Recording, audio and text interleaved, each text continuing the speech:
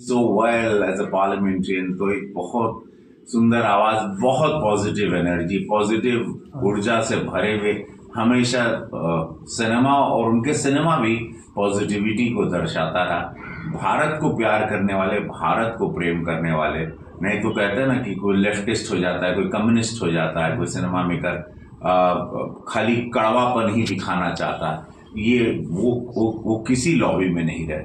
उन्होंने अपना एक श्याम बेनेगल, एक श्याम बाबू का, हम लोग उनको प्रेम से श्याम बाबू कहते थे। मैं उनका बहुत ही प्रिय कलाकार था, इसीलिए उन्होंने अपनी आखिरी क्षणों में मुझे 2 फिल्मों में लिया, और वो फिल्मों ने बहुत, एक रवि किशन का एक रस, उनको वो हमेशा कहते थे तुम्हारे में रस बहुत है। तो उन्होंने, आप वो वेलकम टू सज्जनपुर या वेल्डन अब्बा देखेंगे तो बड़ा रस भरा किरदार था। उनको लगता था मैं बहुत ही पैशनेट इंसान हूँ। तो ये श्याम बाबू की सोच रही मेरे प्रति। मैं उनको बहुत मिस करता हूँ। महादेव उनको अपने श्री चरणों में स्थान दे, यही प्रार्थना है। पुष्पा 2 110 साल के इतिहास में सबसे बड़ी फिल्म साबित। जी, हिंदी सिनेमा के इतिहास की सबसे बड़ी फिल्म है पुष्पा 2। मेरे अच्छे मित्र अल्लू अर्जुन ने एक इतिहास रच दिया, और मैं उस उनके डायरेक्टर को भी मैं बहुत साधुवाद देता हूँ, और मैत्री फिल्म जो जिसने प्रोड्यूस की है उनको भी। तो डायरेक्टर ने बहुत कमाल की कहानी कही, और डायरेक्टर को पूरा श्रेय जाता है अल्लू अर्जुन को, और पूरे देश को जो सिनेमा को प्रेम करता।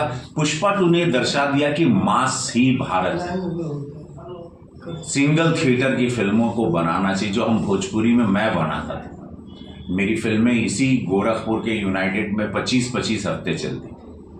तो पंडित जी बताई न कब हुई बिया, कब हुई विदाई हो, या कब हुई गौना हमार हो, मेरी फिल्मों ने इतिहास रचा है। तो मास ही भारत है।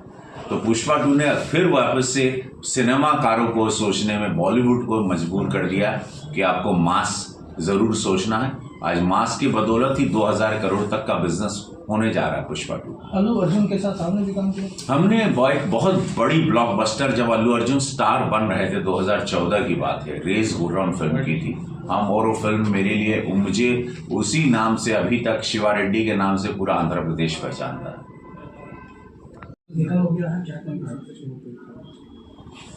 बहुत दुखद, मेरे लिए बहुत बड़ी क्षति है।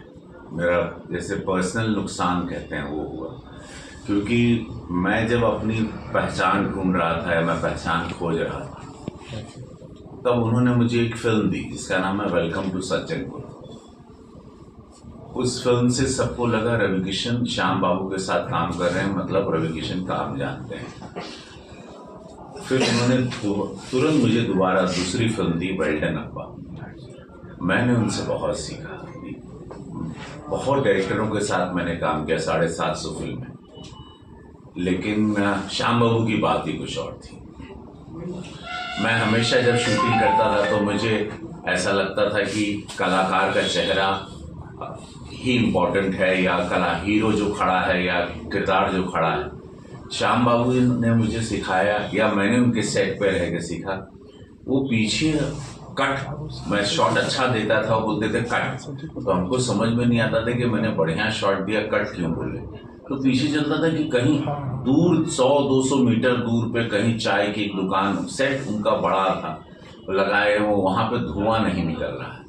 तो ऐसी बारीकियाँ, बहुत कुछ सीखा। बहुत पॉजिटिव थे वो भारत के प्रति, भारत की ग्रोथ के प्रति। उनकी फिल्मों में हमेशा भारत को, संस्कृति को, आप जुबेदा उठा लें, या वेलकम टू सज्जनपुर उठा लें, सटायर भी था, एक टिप्पणी भी रहती थी, लेकिन नेगेटिव नहीं रहता था, उसमें ग्रोथ की बात होती थी।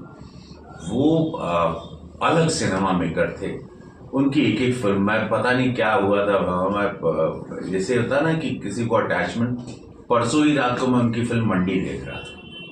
अचानक, मैंने मंडी फिल्म देखी नहीं थी। शबाना आजमी थी और स्मिता पाटिल थे, नसीरुद्दीन शाह थे, सारे दिग्गज कलाकार थे। बहुत सारे कलाकारों को उन्होंने इसमें पहले ब्रेक दिया।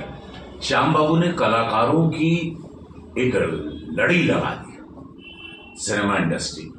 एक से कलाकार लाए, एक से कलाकारों को पेश किया उन्होंने। कहानीकार से लेके संगीत की, जुबेदा में उनकी संगीत, जुबेदा देखिए, उनका अंकुर फिल्म देखिए, क्या फिल्में निशांत, क्या फिल्में भारत एक खोज, अद्भुत काम रहा, अद्भुत काम। अभी सुभाष चंद्र बोस पे उन्होंने भी फिल्म बनाई। तो ये एक अद्भुत ऐतिहासिक उनकी यात्रा रही 90 वर्ष की आयु में।